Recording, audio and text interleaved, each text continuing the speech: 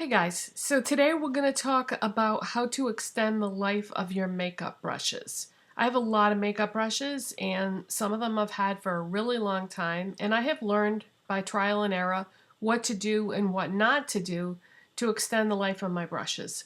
One very important thing not to do is, well, how many times have you been watching a YouTube tutorial video and the person in the video will say, tap off the excess product, and they'll go tap tap with their brush on some kind of a makeup product or hard surface.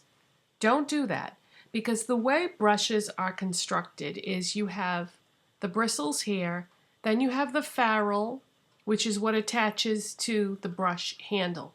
Inside this ferrule is an adhesive that is holding these two pieces together. By tapping your brush on a hard surface, that adhesive could break or crack and your brush could fall apart. Now, if you've had brushes fall apart before, there are other reasons why they could fall apart, and we'll get to that in a second. But that is one way that your brush can break. Now, if that happens, you can try gluing it back together, but chances are it will never be the same again, and you'll probably have to throw it out.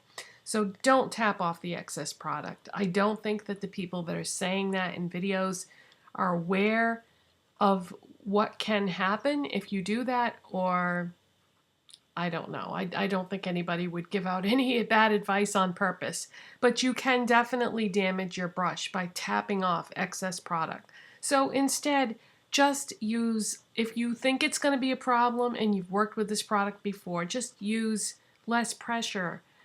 When you're if you're working with an extremely pigmented product, just press the brush rather than drag it or brush it. Just press the brush against the product and pick up less. Or if you're working with a powder, just dip the brush in the powder more softly and pick up less product.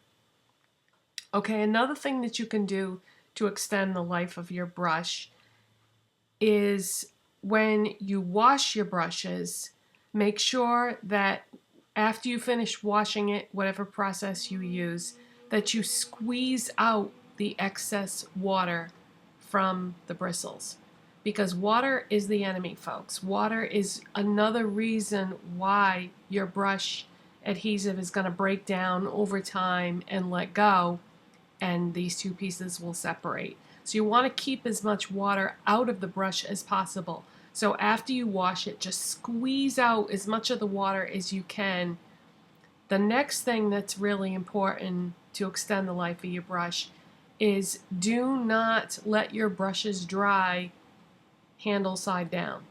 After you finish washing them, make sure that you either dry them this way or you can lay them down. I've been doing that for years. I just take a fluffy towel and after I finish washing them, I just lay all the brushes out on the towel and let them dry that way. Now there are devices that you can buy now that you can stick your brushes in the device to let it dry that way, or there's a lot of different ways that you can do it, but just don't ever dry your brushes in this position with the bristle side up, because any water that remains inside there is going to travel down inside the ferrule, loosen up the adhesive, and your brush will be more vulnerable to breaking. Now, another thing that I wanted to mention, I have a lot of new subscribers, so I wanted to pass this information along because I have mentioned it before, but for anybody that didn't see me talk about this in previous videos, what do you wash your brushes with? Don't wash them with anything harsh.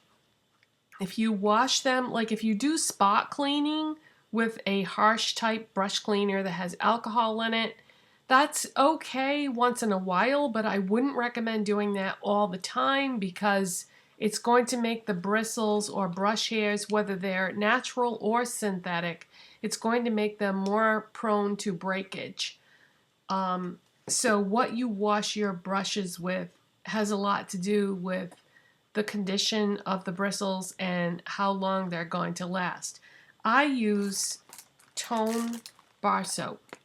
This is a huge jumbo pack of 6 bars, but I really like this to wash my brushes because it cleans the brush, but it has cocoa butter in it, so it conditions it at the same time. And I find that this does a really great job at cleaning the brushes and conditioning them. And this is the one that I'm currently using right now. So what I do is I get my brush wet. I just turn the water on in the sink. I get my brush wet, and then I swirl the brush when it's wet in the soap. And then I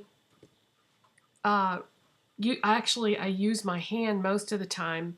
I just run the soapy brush in the center of my hand with the bristles until the soap rinses clean with the water, and then I squeeze out the excess water out of the bristles and lay it on a fluffy towel to dry. That's how I clean my brushes. And I've been using the Tone soap for a long time now, and I just feel like it does a really good job.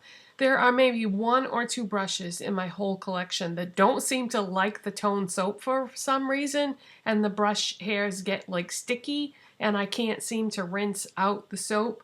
But I would say 98% of my brushes, the Tone soap works great with them. Now, the way that I figured out that this was a good product to use, because I didn't hear this from anybody, I came up with this on my own, is what I did was, the Beauty Blender sponge? Matter of fact, this works, the Tone soap works great to clean the Beauty Blender sponge, and I do it the same way. I wet the sponge, swirl the dirty part down into the soap, and then just rinse it out really good. Squeeze out the excess water when I'm done. But anyways, the way I figured this out was, okay, you're aware of the Beauty Blender sponge. Well, they make a cleanser for that, and I wanted to get that, but it's really expensive, and I was kind of short on cash, so I didn't buy that, and I said there must be a good alternative. So I looked at the ingredient list in the Beauty Blender sponge, and then I typed the first 3 ingredients that were listed. I did a Google search, and guess what came up? Tone soap. So I said, okay, I'll get this instead then, and I never turned back. I've been using it ever since.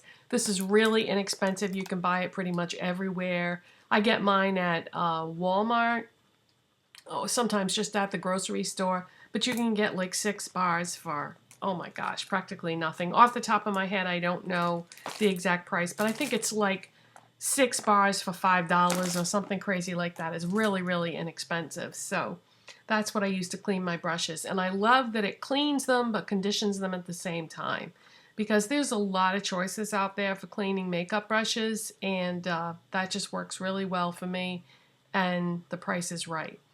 So these are my tips on how to extend the life of your brushes, and I hope you enjoyed this and found it helpful, and I'll see you next time. Bye.